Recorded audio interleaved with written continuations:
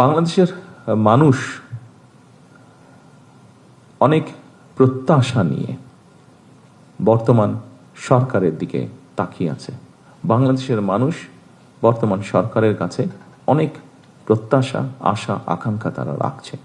এটি আপনারা দেশের নাগরিক হিসেবে, আপনারা এই সমাজের অংশ হিসাবে এটি স্বাভাবিকভাবে আপনাদেরও ধারণা আছে।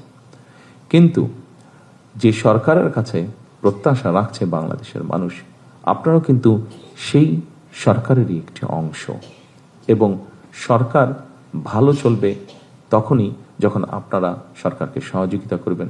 সরকার যদি ভালো করতে না পারে, স্বাভাবিকভাবে সেটির অংশীদার আমি, আপনি, আমরা সকলেই সেটির অংশীদার হব।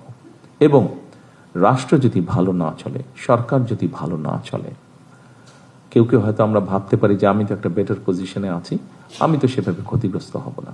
ঠিক আছে, আমি হলাম না, কিন্তু আমার পরিবারের বা আমার আত্মীয় স্বজন কেউ না কেউ তো ক্ষতিগ্রস্ত নিশ্চয়ই হচ্ছে, কেউ না কেউ তো কষ্ট নিশ্চয়ই পাচ্ছে। সেই জন্যই আমি প্রথমেই বলেছিলাম উপস্থিতিবৃন্দ যে আমাদের প্রত্যেকের আল্লাহর কাছে শুকরিয়া আদায় করা উচিত যে আল্লাহ আমাদেরকে একটা সুযোগ দিয়েছেন, আমাদেরকে আল্লাহ সেই পরিস্থিতি বা সুযোগ দিয়েছেন যেখানে আমরা যদি স্ব অবস্থান থেকে সচেতন হই, স্ব অবস্থান থেকে যদি আমরা কাজ করি, অবশ্যই আমরা একটা অবদান রাখতে পারবো এই দেশ গঠনের, এই সমাজ গঠনের, এই রাষ্ট্র গঠনের। আজকের এই মত বিনিময় অনুষ্ঠানে আমি আপনাদের সকলের কাছে, আপনাদের একজন সহকর্মী হিসাবে আপনাদের সকলের কাছে সেই প্রত্যাশাই করব যে আসুন আমরা সকলে সেই রাষ্ট্রটিকে গড়ে তোলার চেষ্টা করি, দেশের মধ্যে সেই পরিস্থিতিটা তৈরি করার আমরা চেষ্টা করি সকলে মিলে, যেই পরিস্থিতিতে মানুষ স্বস্তি বোধ করবে।